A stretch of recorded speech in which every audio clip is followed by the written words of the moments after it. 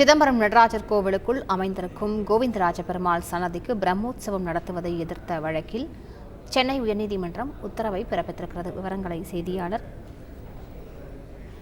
சுரேஷ் வழங்கியிருக்கலாம். சுரேஷ், வணக்கம். சுரேஷ், இந்த வழக்கின் முழு பின்னணி. சுரேஷ், வணக்கம். சிதம்பரம் நடராஜர் கோவிலுக்குள் கோவிந்தராஜ சுவாமி பெருமாள் சன்னதி அமைந்திருக்கிறது.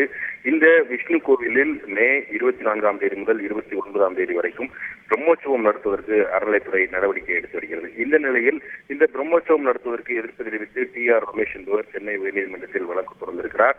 இந்த வழக்கு தலைமை நீதிபதி கங்கா பூர்வகா, நீதிபதி சத்யநாராயண பிரசாத் அமர்வில் விசாரணை பண்ணும்போது சிதம்பரம் கோவிலில் பிரதான தெய்வம் நடராஜர் தான் எனவும், அதனால் விஷ்ணு கோவிலில் பிரம்மோற்சவம் நடத்தக்கூடாது, அது அனுமதிக்க கூடாது என்றும், பல ஆண்டுகளாக பிரம்மோற்சவம் நடத்தப்படவில்லை என்றும் மனுதார தரப்பில் வாதிடப்பட்டது.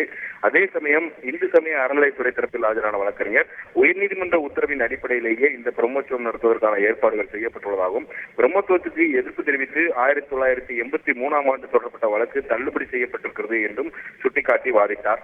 இதையடுத்து இந்த கோவிந்தராஜ பெருமாள் கோவில் அறங்காவலர்கள் இருக்கிறார்கள், அவர்களை இந்த வழக்கில் ஏன் எதிர்மனுதாரராக சேர்க்கவில்லை என்று கேள்வி எழுப்பிய நீதிபதிகள் அவர்களுக்கு தெரியாமல் எந்த உத்தரவையும் பிறப்பிக்க முடியாது என்று கூறி கோவிந்தராஜ பெருமாள் கோவில் அறங்காவலர்களை எதிர்மனுதாரர்களாக சேர்க்க மனுதாரருக்கு உத்தரவிட்டு இந்த வழக்கின் விசாரணையை ஏப்ரல் 29ஆம் தேதிக்கு தள்ளி வைத்திருக்கிறார்கள். முழு விவரங்களுக்கு நன்றி சுரேஷ். செய்திகளை உடனுக்குடன் தெரிந்து கொள்ள உடனே சப்ஸ்கிரைப் பண்ணுங்க.